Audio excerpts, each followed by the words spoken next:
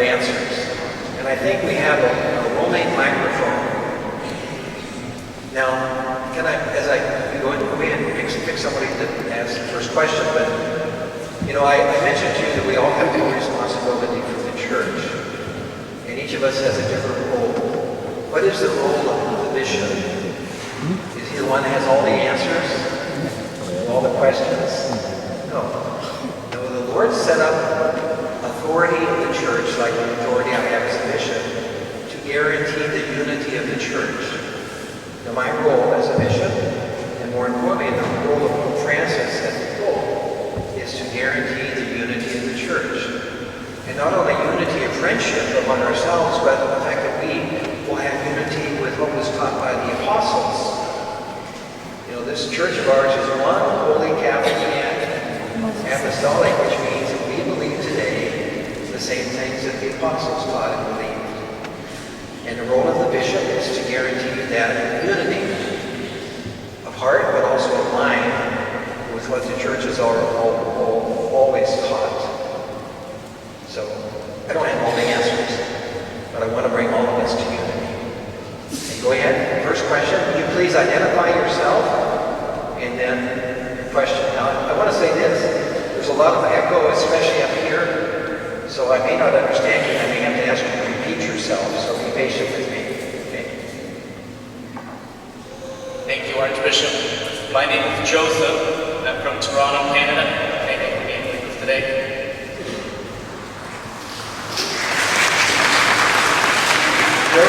Joseph, was this church named after you? I was probably named after it. Okay. Archbishop, you said that mercy is not just about being nice. And I'm often tasked with speaking to friends of mine and giving them my opinion about what is good. And I try to inform that opinion based on Catholic virtue. And a common answer I get to that is, who are you to judge? Why are your virtues better than mine? A common example we get together and speak to marriage. Are we in a position to judge people? And what if my lens of what is good is different from the lens of another? How should I deal with that? And it's a really important question, probably the most important question that will be asked today. You know, St. Pope Francis, in one of the early press conferences in an airplane, when he was talking about a priest who had been accused of a homosexual relationship, responded to the questionnaire by saying, who am I to judge? And ever since that time, the press and so many people in the world will say to each one of us, and we raise questions like you raise, who are you to judge? As though Pope Francis has showed us by his example, or told us by his words, that we shouldn't make judgments about things like that. But that's not what Pope Francis was saying. He was saying that none of us has the ability to make judgments about the heart of someone else, whether that person personally has committed sin, or that person is personally selfish. Only God knows the hearts of every person. But the whole business of being a Christian is making judgments about right and wrong. And the gospel, which is Jesus' teaching, are full of judgments. You know, we have to make a judgment whether to get out of bed this morning or not. To be responsible means you make judgments. And if you love your neighbor and want to be merciful to your neighbor, and your neighbor is doing something that's going to hurt her or hurt him, you got to tell them the truth. Even if they get snarky and shout back at you, who are you to judge? Because you're not really judging them. You're presenting them with the judgment of God, which we receive through the Gospels of Jesus Christ. So the standards are not standards that we set as individuals, but are set by the Gospel. And at the same time, we don't know how to judge the heart of another person. So we should always be kind in delivering the truth of the Gospel. But if we don't deliver the truth, then they need the truth, and they die in sin because we weren't courageous enough to speak the truth. That's our responsibility for that other person. So never, never, never back off when someone says to you, who am I, who are you to judge? to tell them in response, I love you enough to tell you what I think is the truth, even if that hurts our relationship. And that's true love. Our parents do that to us all the time when we're kids, right? I mean, we need to be corrected constantly, and every time our parents corrected us, we would say, who are you to judge? We make no progress at all in growing up. And the same thing as growing up as Christians. If we don't let God's judgment guide our lives, we're never going to grow up. We're going to be eternally, perpetually adolescents. And that's not a good thing. Is that somewhat of a response to the question you had? Is that helpful? Okay, thank you.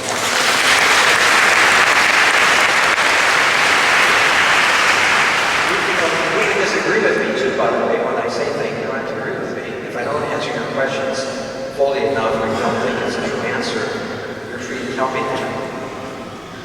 Yes, ma'am. Good morning, Archbishop. My name is Cindy. I'm from Chicago. Thank you for summarizing for us the themes of the past 3 days of the Catechesis.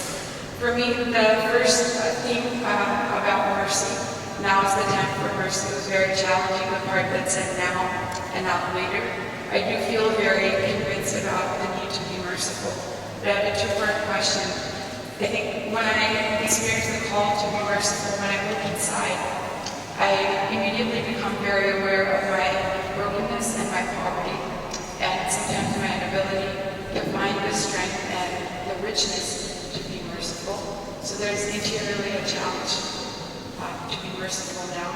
And then when I look at my life, I'm from a country that has a lot of resources, but at the same time, a lot of times I feel very constricted and not necessarily very free to do all the things that I want to. And I know I'm called to start with small things, but how small do you start? How do you discern what those things are supposed to be? And how can I recognize what are the areas where I'm rich externally, where I can begin giving mercy? Okay, thank you. I think it's a lot easier for us to be merciful to people at a distance than to people who are close. And we can be very merciful to, let's say, someone who has an act of terror in the world, and not be merciful to our mom when she challenges us. So you're right, we have to begin with little things. But I think it's important to realize that the hardest part of mercy is just our day-to-day relationships with our family and our friends. And that's where our ears and our eyes and our mouth and our hands and our feet need to be merciful. Not just in the big things that God calls us to do that are dramatic and exciting. Most of Christian life is pretty pedantic and boring. Just to be nice is not enough. To be courageous in our families requires a whole lot of courage and mercy. So where do you begin? You begin at home. And you do that by understanding that I'm not going to be very excited about being merciful there, but that's where it's most important, because that's where we're formed. And if we're merciful at home, then we can be merciful in rather generous, extraordinary ways to others. Yesterday at the Catechesis I was at, one of the witnesses was a young woman who had been raped by her boyfriend.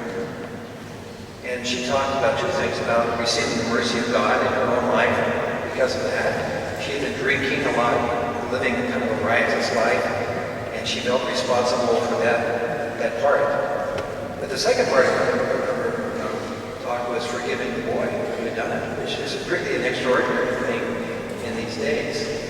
And I think we're very touched by those kind of really big moments of forgiveness and mercy. But what happens at home with mom and dad and our brothers and sisters and our neighbors and our best friends is just as important in the eyes of God. So we need to really be faithful in those moments. And it trains us to be faithful in big things. Jesus said that, and if we're not faithful in little things, we won't be faithful in big things. So little places is a place to begin.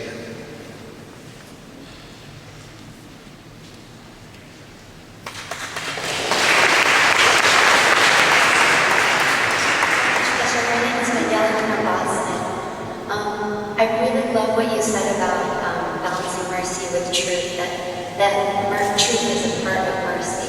And it reminded me of like the scene from Les Mis where Jean Valjean is stealing some of the silver from the church and gets forgiven very mercifully, but also I think it was the Archbishop there says, made you as a child of God, that's who you are. So he was speaking truth. It led to his conversion. My question is, how do you balance things like accountability? Like, let's say you could be merciful to someone, but they continue in their sinfulness and harming a lot of other people in society even. Like, is there room within church teaching for holding someone accountable mercifully? Well, I think absolutely true. That's what I kind of meant by what I said earlier, that being merciful isn't being nice. It's being truthful. And if a person would persistently sin against you or against other persons, you're not supposed to say, oh, okay, it's okay, it's okay. That's not mercy. Mercy is saying, no, stop that. You got to change. Mercy does lead us to love the person who hurts us, but it doesn't mean we turn our mind away from the fact that they're hurting us. We often have this confusion in the church. I hear confessions every week in our cathedral back in Philadelphia. I did that in Denver when I was commissioned there too. But one of the things that strikes me all the time is we have people coming in confession and they say, I haven't forgiven so-and-so who hurt me so very badly. I haven't forgiven my husband who ran off with another woman. And what they're really saying is, I don't feel good about it. And my answer is always, why should you feel good about it? And mercy doesn't mean you feel good about bad things. Mercy means you will the good of the other, even if they've hurt you very, very badly. I think for those of us who receive mercy, it's important for us to understand we have a responsibility to do something about what has caused us to receive the mercy. You remember the story we heard so often about the woman caught in adultery? And Jesus said to her, has anyone condemned you? Neither do I condemn you. Now go and sin no more. And the consequence of that mercy is to sin no more. And if you don't accept the responsibility not to sin again, you haven't received mercy, even if someone gives it. So receiving mercy always leads to the responsibility of doing something about yourself to change. Again, we're not called to be nice wimps. We're called to be good women and men who require justice and then lay over the justice love. Mercy is a place where love and justice meet. We call that a place of mercy. Thank God is just justice. Thank God it's also love. And we learn that mercy from the love of God for us. Make sense?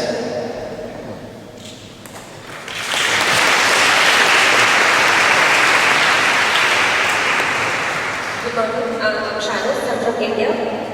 My question is the year of mercy. The word mercy has made it difficult for me to say no. Like when we have to say no, if someone is asking for help, or if someone, and you really can't do it, or if someone is asking for a favor which you can't make up for it. So how do you say no? How does mercy accommodate that? Okay, Vincent, excellent. I have a question for you. My mother is an American Indian. Am I the true Indian, or are you the true Indian?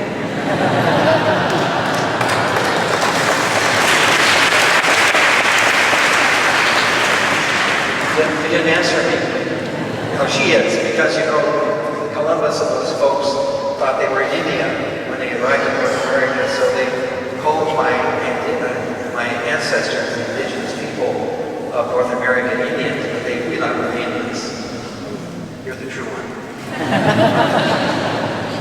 But let me try to answer your question by giving an example from my life.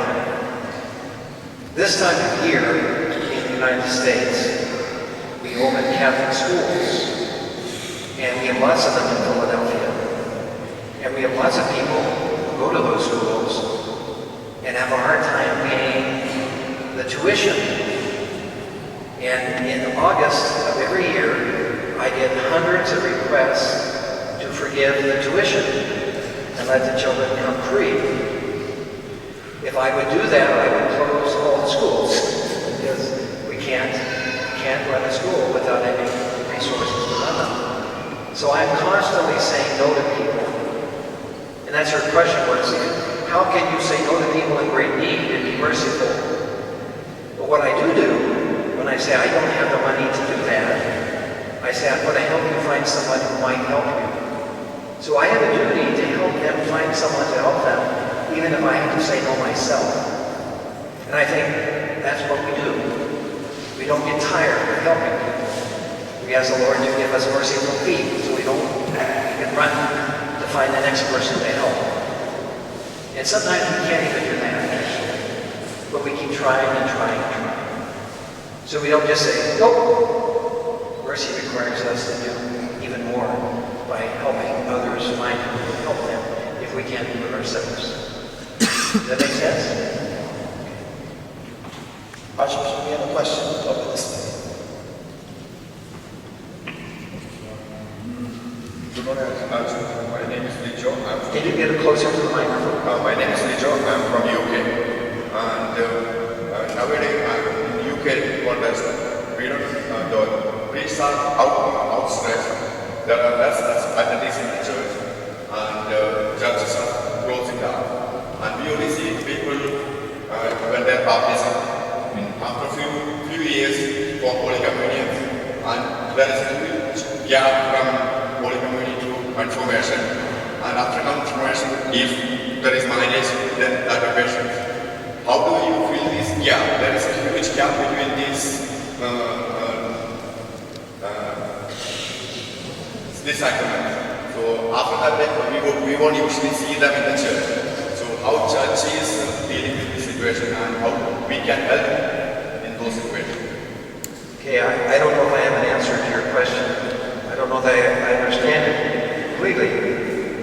But it's so important for us to understand that the church is not only or even primarily about the sacraments. And we have in the church in the United States, parents think that if their children make their first communion and get confirmed, then they're good Catholics. They might not believe, but if they go through those rites, they become good Catholics. Now, we become good Catholics by loving Jesus and accepting His truth and trying to live it daily in a life of prayer and love for our brothers and sisters. And the sacraments are moments in that life where Jesus comes and touches us with His mercy in a very special way, but it's not the whole of being a Christian. So, I'm not, to me, receiving the sacraments is not the sign of a complete church or an active church. What's a sign of an active church are believing people who desire the sacraments. And so what we can do is, by our own life and by our words of teaching, encourage the families of those who seem to have that loose relationship with the church to be more serious about being part of the community. And I don't think it's enough for us to help them prepare their children for the sacraments, although that's an important part of it. Again, if we see the church as the priests mostly, and as the sacraments, we miss our responsibility as the lay people. The lay people are not the ones who represent Jesus in the sacraments. Priests do that through their sacramental ordination. But that is just part of the life of the church. And what we all do in terms of our preaching and good example is so much more central and important. And we can do that even without priests. I don't know if you know this, but the church in Korea was a church that was founded by lay people and very few priests. And for a long period of time, there were no clergy in Korea, but this faith was still developing and strong. Now, I think we need priests in the church, by the way. They're an essential part of the church. But you are as central a part of the church if you do what you do well, which is to believe and preach by your words as well as by your example. I don't know if that really responded to your question.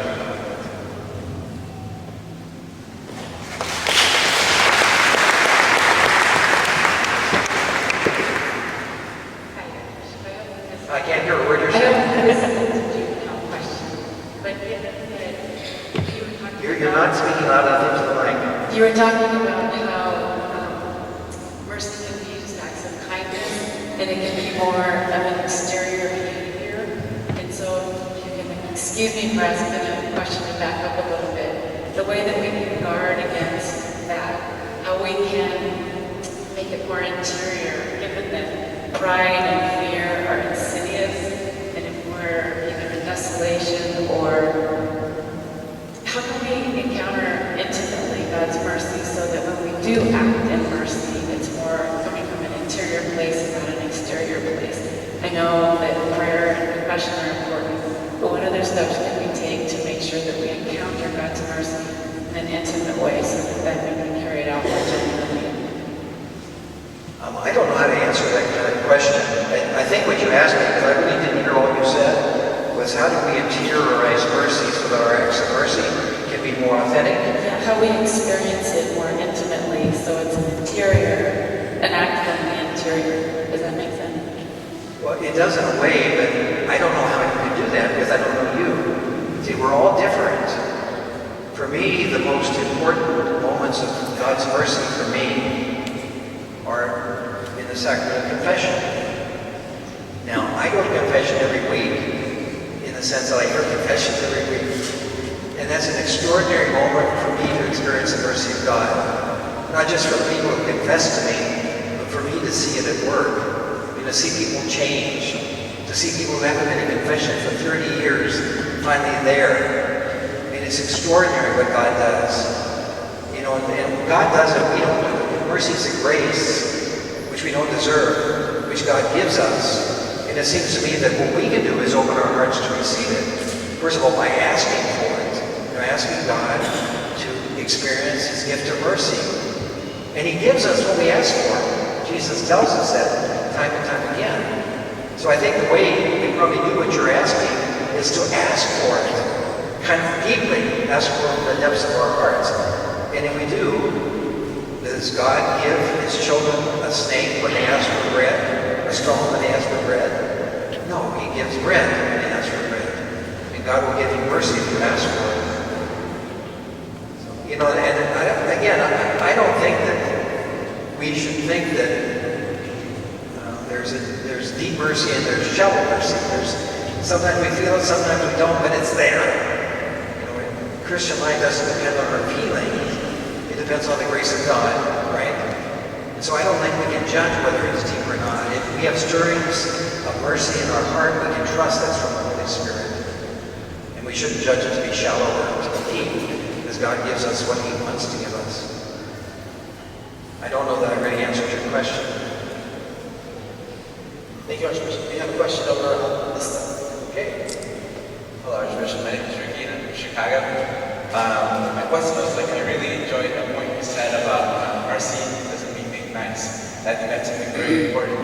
But my question was, oftentimes when you are nice and you're trying to share about mercy, people often feel like they're not loved or you don't care for them, or like if you're targeting them. So, in a sense, like, even when you're not nice, how you should tell someone that you still care for them and love them. Okay, Martin Luther King, you know, we all know who Martin Luther King was. He was a hero of the civil rights movement in the United States. He was talking about how you change people, you know, to want racial justice. And he said to his followers, in order to change people, you have to love them, and they have to know you love them. And I think that's the answer to your question. You've got to show the people that you challenge that you love them. You can't just say, oh, I love you, but you're a really bad person, you should change. We have to love them by accompanying them, by not telling them that they need to change before they know we care for them. We have to take our time in order to do it appropriately. You know, that you enter into a relationship that's real, and they know you care, and it's only at that point that you can be effective in challenging people to change their lives. The reason our parents can challenge us immediately is we know they love us, even if we don't feel like it sometimes, right? But strangers or even our friends need some time experiencing our love before they think it's genuine. And if they do, then that's the moment for us to risk telling them the truth, which is an act of mercy. Now sometimes you do all that and they still get mad at you. But it's better they get mad at you than they go to hell, right? So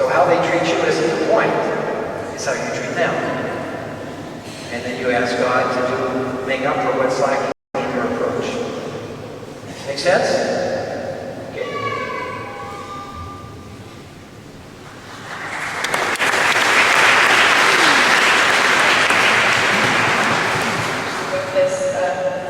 I would like to know what the church teaches about giving, tithe, especially for the student who still depends on their parent.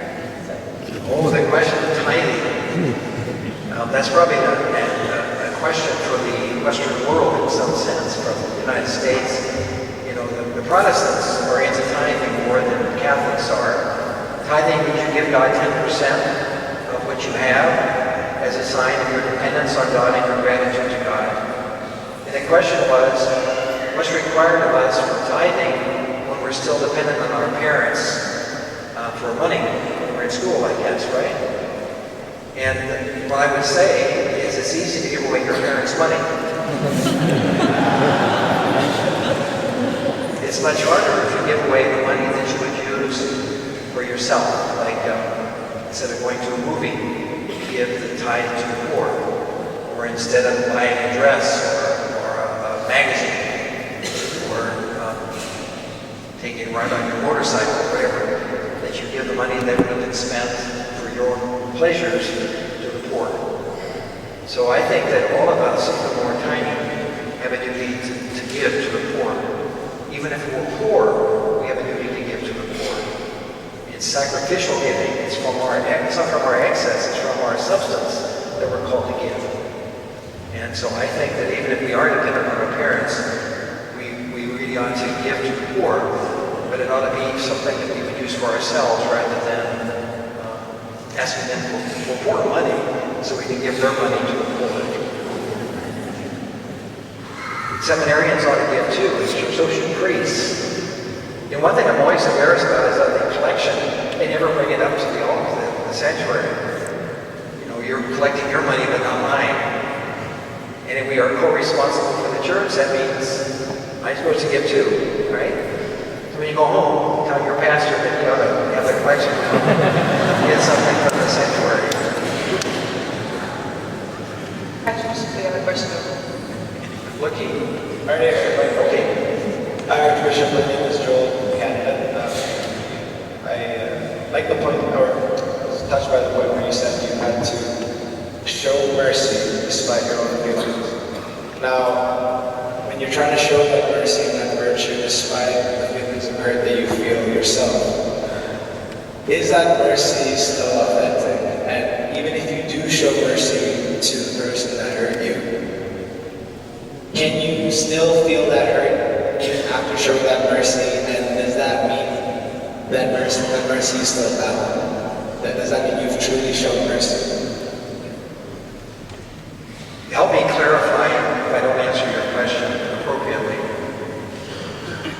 Christian life is not a matter of feelings.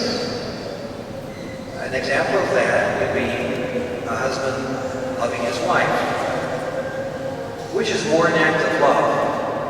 Cleaning up the vomit of a child who's sick, or having a sexual relationship with your spouse?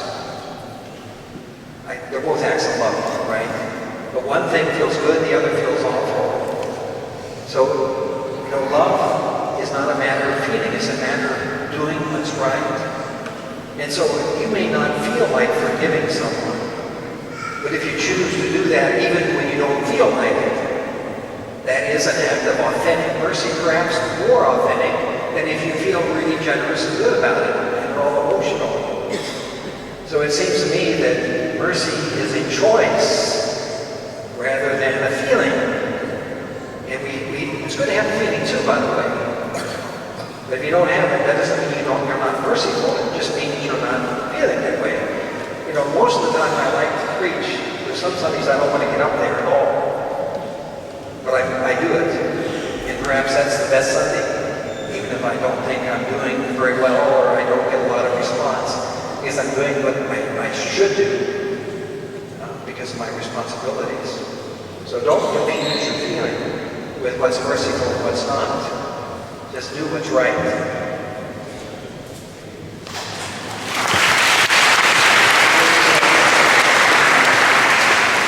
We have time for about 2 to 3 more questions.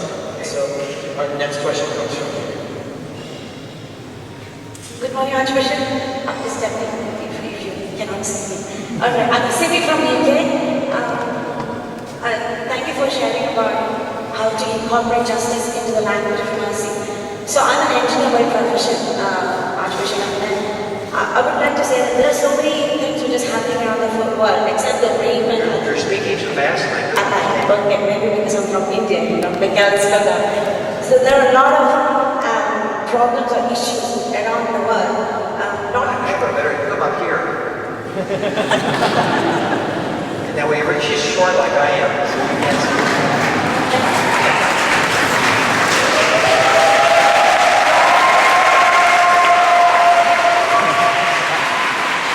You make me feel like a giant.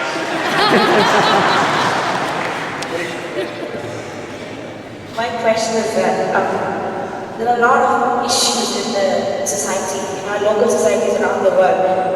Keeping aside rape, that's all of us are aware of, but what about like environmental pollutions, lack of drinking water that is caused by maybe like a few people or maybe a chemical plant or something like that, and if we are involved in it, like how do we be a merciful voice for the people who don't have a voice in our society, in our locality, like as Catholic Sister says there, like be the person and you will set the whole world on fire.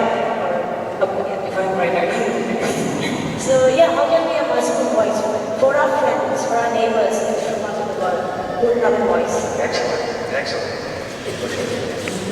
She's great.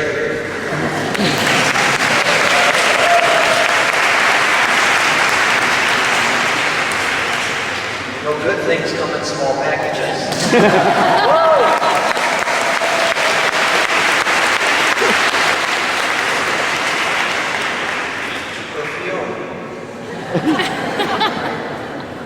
Nitroglycerin, dynamite. So, the question she asks is an essential one, which is part of being merciful is having mouths of mercy for those who can't speak for themselves. And she used the example of people who don't have clean water, or running water. You know, the Pope Francis, and before him, Pope Benedict, called the Christian community to be a voice for change in terms of the environment in which we live. So part of being merciful is being a voice that calls society to justice, right? And who speaks the truth. I mean, those prophets of justice are women and men of mercy because they call us to be sensitive to the needs of other people who cannot speak for themselves. And we have a duty to do that. So part of this merciful mouth and merciful feet is to run with those who can't take care of themselves and to speak for them if they can't speak for themselves, to be the voice of justice calling the world to conversion. It isn't just our personal relationships, but our duty to change the world. And Christians have a responsibility not only to change themselves and their local environment, but to change the world to be a better place. So thanks for reminding us of that. Your strong voice and little body from the great United Kingdom.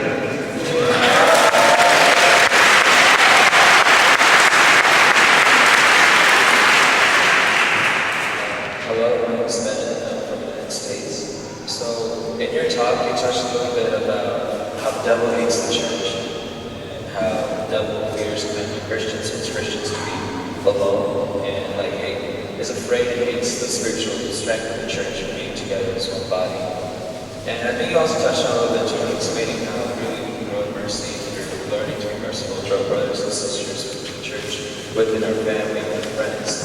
And within that context, what would you say to a person who is really strong in their faith, really, like giving their whole heart to God, really doing their best to follow God, and in that pursuit of seeking God, they're feeling like God is, the will of God for them right now is to distance themselves off of their brothers and sisters, and to really, as an act of suffering, while they're going through stuff, do not seek mercy or strength from the brothers and sisters, but to live like a solitary life with God.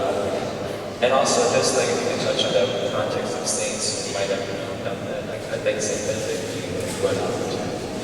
getting quieter as you go on.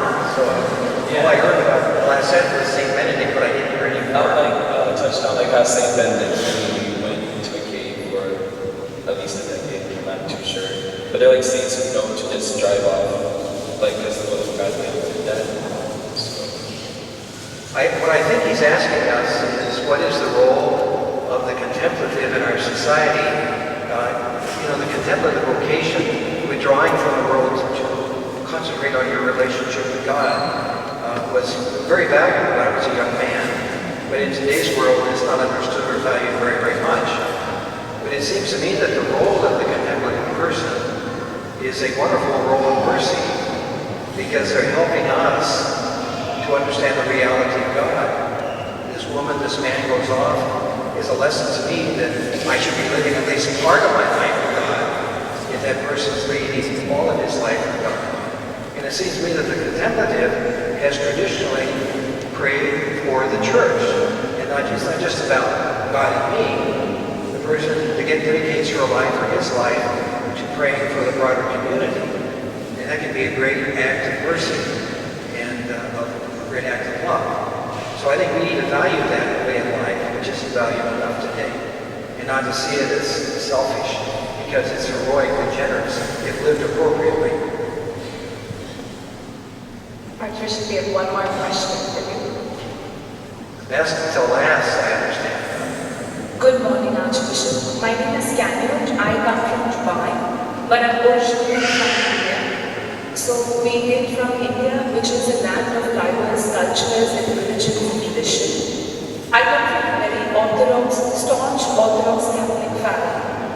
What I want to ask is, how do you help someone within your family or in your friends to be merciful? Probably you yourself have been fortunate enough, for example I've been fortunate enough to attend a lot of retreats, a lot of speeches. So for me, I may be able to be merciful in certain circumstances, but for my family member, for example my mom, she's an Orthodox, staunch Catholic, so it's difficult for her to show mercy to people of different religion or from different faith, because she believes that our religion is the only religion. So how do you help your close ones to be merciful to humanity? That's a very good question. There is sometimes a tendency on the part of very Orthodox or conservative Catholics to be less than patient with those who are not like them, and to be judgmental and to be condemning. And what that does is chase those other people away, right, rather than draw them to Christ. Now, how do you help people change? Well, the only thing that changes any of us is reading the words of Jesus. And how can we have that attitude towards others when Jesus teaches us something quite different? There's that wonderful passage in one of the Gospels, I can't remember right now which one, where James and John want to call down fire and brimstone on the Samaritans, who were part Jews and part pagan, who didn't think like the people of Jerusalem, right? And Jesus is angry with them for having that attitude. Now, if your mother is aware of that, as much as aware of the duty we have to be faithful to our religion, then maybe that would help her. But quite honestly, for so many people, their basic training as children, it influences them beyond how it should. And we remain, in some ways, second graders when it comes to our faith, because we stop learning after that. The fullness of the gospel is necessary for us to be good Christians. So I wouldn't judge her mother. I'd be patient with her. But I would also say to her, you're not listening to all the words of Jesus, just to some of them. But also the answer isn't to say, well, it doesn't make any difference whether you're a Christian or a Hindu or a Christian or a Muslim. We really do believe that Jesus is the Savior of the world, and He's the only Savior, and that everyone is called to acknowledge Him as Lord and Savior. And that will happen only when the Christian community lives a life of generous, merciful love that Jesus teaches us. Thank you. Thank you for your time.